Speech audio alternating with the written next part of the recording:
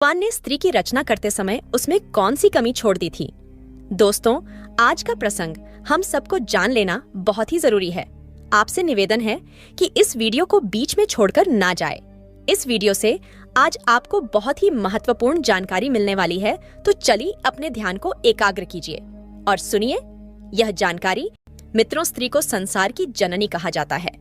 संसार में स्त्री के कई रूप विद्यमान हैं।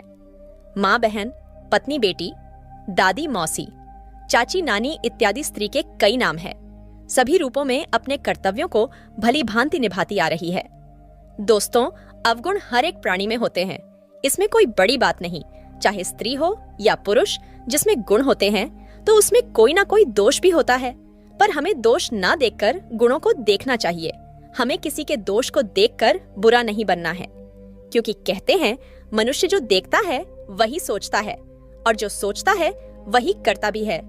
इसलिए हम वह देखे ही नहीं जो हमें भी करना पड़े। पर क्या करें, हम लोगों की मानसिकता ऐसी है कि हम हमेशा दोषों को ही देखते हैं, और यही कारण है कि हमारे अंदर गुणों का अभाव रहता है और दोषों की अधिकता भरी रहती है। हम जानबूझकर किसी के अच्छे कर्म नहीं देखना चाहते।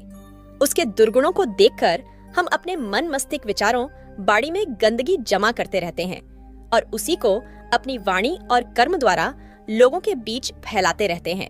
तो यहाँ पर हम दोषों को ना देखकर सिर्फ गुणों पर दृष्टि डालते हैं।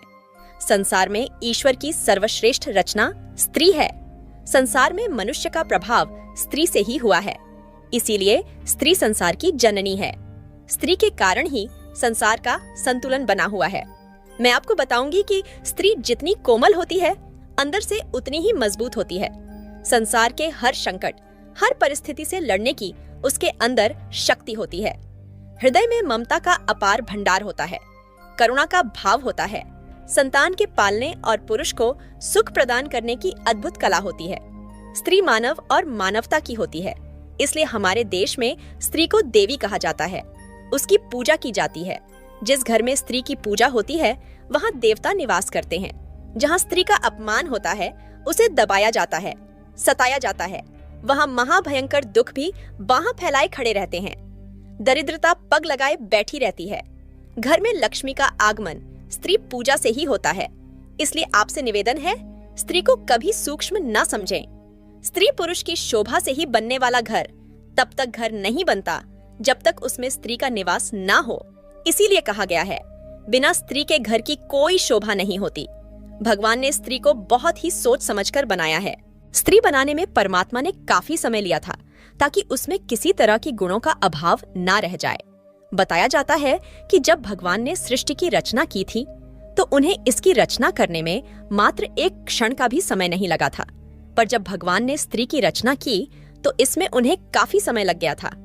स्त्री की रचना करते करते जब भगवान को कई दिन बीत गए, परंतु वह पूरी तरह बनकर तैयार नहीं हो पाई, तो यह देखकर भगवान का एक सेवक भगवान से यह बात पूछने के लिए विवश हो गया कि सारी सृष्टि का एक पल में निर्माण करने वाले भगवान एक रचना को रचने में इतना समय क्यों लगा रहे हैं। दूत ने भगवान से पूछ लिया, हे परमेश्वर, सृष्टि के रचयिता, हिंदू के निर्माता, करोड़ों ब्रह्मांड की रचना करते समय छठ डैयेच मात्र का भी समय नहीं लगा, परंतु अभी ऐसी कौन सी रचना है जिसमें आपको इतना वक्त लग रहा है। तब अपने सेवक के प्रश्न का उत्तर देते हुए भगवान कहते हैं, यह सर्वश्रेष्ठ रचना है। इसे दुनिया में स्त्री नाम से संबोधित किया जाएगा। इसके अंदर मैं अपार गुणों को प्रतिष्ठित कर रहा हूँ, ताकि हर काम के लिए मुझे पृथ्वी पर ना जाना पड़े। मेरी इस रचना के कई रूप और कई नाम होंगे। मुख्य रूप से यह 4 रूपों में दिखाई देगी। माँ, बहन, पत्नी और बेटी, इसके ऊपर सृष्टि की बहुत बड़ी जिम्मेदारी सौंपी है। इसलिए मैंने इसे हर परिस्थिति से लड़ने के योग्य बनाया है। इसमें साहस और सहनशीलता का अद्भुत समावेश है। कठिन से कठिन परिस्थिति में अपने आप को संभाले रखेगी। हर तरह की मुश्किलों से लड़कर अनेकों प्रकार के दुखों को सबको खुश रखने का प्रयास करेंगी। अपने परिवार, अपने बच्चों के प्रति समर्पित रहेगी। कोई समय ऐसा भी आएगा जब यह टूट कर बिखर जाएगी, लेकिन फिर से अपने आप को संभालकर एक नई जीवन का संचार करेंगी। यही इसमें विशेष गुण कहलाएगा कि यह स्वरूप सहित रोग से ग्रसित होने पर भी उसे सहन करते हुए अपनी जिम्मेदारियों को, अपने कर्तव्यों को निभाती रहेगी। दर्शक बंधु भगवान के मुख से स्त्री की सहनशीलता और कर्तव्य परायणता को सुनकर वह सेवक हैरान रह गया कि आखिर इसकी आकृति तो पुरुष की तरह है। 2 हाथ, 2 पैर, आंख, नाक, कान, मुख पुरुष के समान है। ये अपने दोनों हाथों से इतना सब कुछ कैसे कर पाएंगी? भगवान बोले, पार्षद पुरुष जैसी दिखती है, फिर भी इसके अंदर यह सब करने की क्षमता होगी, इसीलिए इसे मेरी अद्भुत रचना कहाँ जाएगा। भगवान की बात सुनकर पार्षद ने उसे छू कर देखा कि देखेंगे कितनी कठोर है, जो हर मुश्किल काम को कर सकती है। जब उसने उसे छूकर देखा तो वह बहुत कोमल थी। वह एकदम से हंस पड़ा। भगवान ने पूछा, क्यों हंस रहे हो? तब वह पार्षद बोला, आप कह रहे हो कि हर परिस्थिति से लड़ सकती है। मैं यह सोचकर हंस रहा हूँ कि आपने बनाई तो बहुत नाजुक है, हर परिस्थिति से कैसे लड़ पाएगी? मैं तो सोच रहा था कि अब पुरुष की अपेक्षा बहुत कठोर होगी, पर इससे तो आपने फूलों की तरह कोमल बना दिया है। तब भगवान बोले, मेरी इस रचना की यही तो विशेषता है। यह बाहर से जितनी कोमल, अंदर से उतनी ही मजबूत होगी। इसके साथ धैर्य और सहनशीलता को आप लोग देखोगे। यह बात सुनकर पार्षद के मन में उस रचना के बारे में और अधिक जानने की उत्सुकता बढ़ गई, तो वो पूछने लगा, हे परमेश्वर, क्या यह पुरुषों की तरह सोच भी सकेगी या फिर इसमें यही गुण विशेष होंगे? भगवान बोले, वत्स, इसमें सोचने की क्षमता भी अद्भुत होगी और समाधान करने की सामर्थ्य भी। पार्षद ने देखा कि उस स्त्री रूपी रचना के गालों पर पानी की झलक थी। उसने उसके गालों से हाथ लगाया तो सचमुच उसके गालों पर पानी की मात्रा थी। पार्षद ने पूछा, हे प्रभु, इसके गालों पर पानी क्यों बह रहा है? तब भगवान बोले, ये पानी इसकी आंखों से निकलने वाले आंसुओं का पानी है। पानी तभी निकलेगा जब यह अंदर से अपने आप को दुखी महसूस करेगी, जब इसके अंदर किसी तरह की भेदना होगी, चाहे वह शारीरिक हो या मानसिक। उस समय अपने दुख को इन आंसुओं के द्वारा निकाल कर बाहर कर देगी।